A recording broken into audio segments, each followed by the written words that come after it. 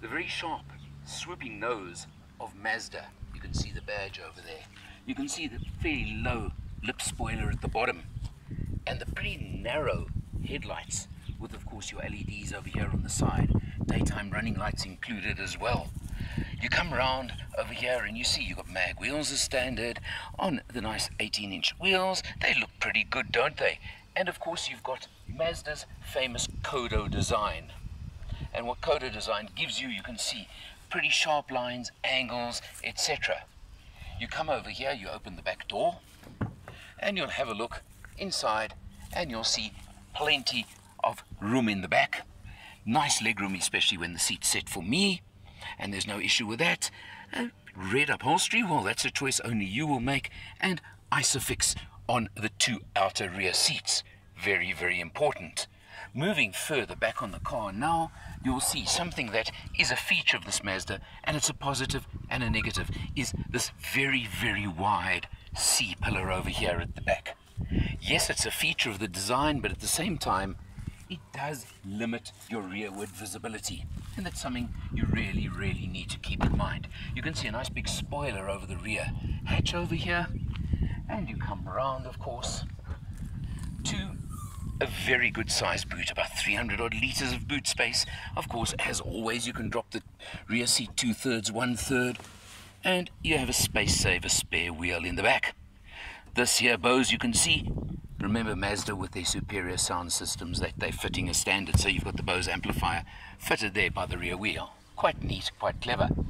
That button does not close the boot automatically, but it does lock the car if you want when you're closing the boot. So quite interesting, a little bit different, but not auto-locking. Sky Active G. That, of course, is Mazda's technology on the engines, the G standing for gasoline or petrol. There is a Sky Active D, but not in the 3 range. And you can see you've got your rear down here. You've got rear park distance beepers over here. I'm going to talk more about that just now. And a type of diffuser effect at the back. Twin exhaust pipes. Overall, the 3 is available in both hatch and sedan. We've tested both now. I've mentioned also, having mentioned the very big C-pillar, fairly small rear window as well. I'll talk more about that in a moment too. Let's check it out from inside.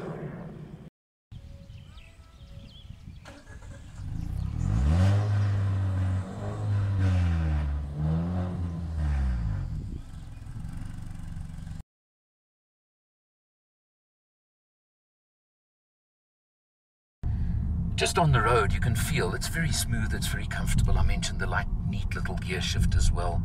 It's really a pleasant car to live with. Manual or auto, I don't know, it's always going to be your choice, and that's something that only you can decide. Obviously, there's a touch more money as well on an auto if you do want it, but you can just feel it here through a little dip and a slight swoop we're going to hit now. And you'll see it really does handle very, very nicely. It certainly sits nice and tight on the road, nice and taut, and it goes through very, very easily.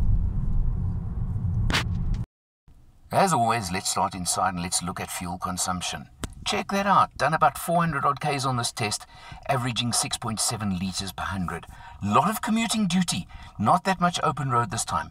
Did do our one stint through to Hartebeespoort, and that brings something to light on this car, which I'm going to digress and tell you now.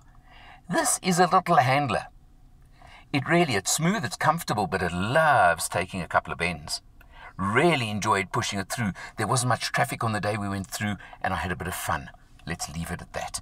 Your multifunction steering wheel, as always, including cruise control. I don't have to tell you too much about that one either. And over here you see the Bose sound system again.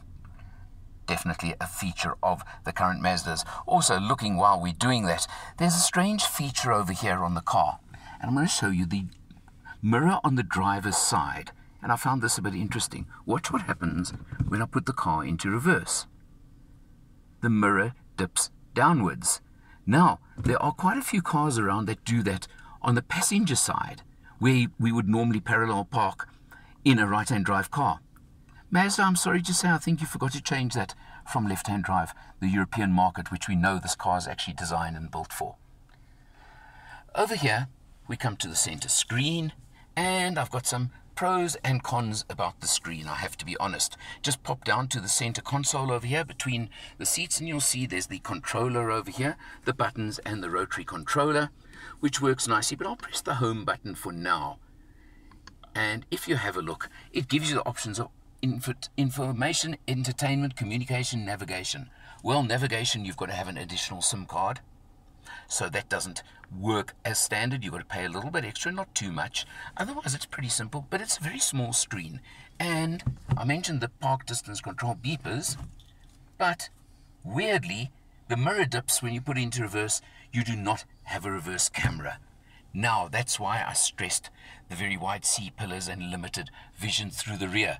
Because I'm sorry, Mazda, this car needs a reverse camera. Really, really does. Very, very neat trim on the dash over here. So whether you like the maroony red color is a choice only you can make. But you can see the multi-levels and the soft touch, which is really nice. Your air conditioning vents all across, and you've got dual zone climate control on this car. And unusually, you've still got a CD. One of the last few that does, but with a great sound system in the car, maybe not such a bad thing. Then we come over here. I tested the exact same specification version. This is individual spec. About a year ago, just after this generation was launched. And we tested it in automatic. Well, now this is the 6-speed manual. Nice, sporty, slick gear shift. It's got all those features. It's an enjoyable car. Of course, the question whether you want manual or auto in today's world is what's up to you. But nice option. And you can see you've got soft touch even over here, padding on the armrest cover for the center console, and very interestingly, you can see you can slide it backwards and forwards depending on where you want the armrest while you're driving, so you can bring it backwards and forwards. Very comfortable seats, 7 airbags, you've got all the safety spec, you've got everything you would consider on this car. What I haven't told you, of course, is the fact that this particular version is powered by the 1.6 litre engine. 88 kilowatts, 153 newton meters of torque. I think I complained about it a little bit in the automatic version. Well, it's certainly got enough power in this version in the manual, and as I said, it is a bit of fun through a nice mountain pass, so no complaints. But Mazda, I'm kind of trying to wonder, the top model, the Astina, which is the spec above this one, which gives you lots more safety spec, which gives you all the active braking, the rear camera, the blind spot warning, etc., all that suite, has the 2-litre engine with 121 kilowatts. Gee, it would be fun, and that's auto only, by the way. Maybe there's some buyers that would love that with a manual option. But again, now in summarizing, this car at the moment comes in at 433,000 Rand for this model as it is. At 485, you get the Astina. I know it's auto, but you get all those extras. Otherwise, you can go down the range. You get an active manual or a dynamic manual below this. Yes, minus a lot of features, but you can save yourself 70,000-80,000 Rand if you're looking same engine, the 1.6, so you're not losing out on that, but you do lose features.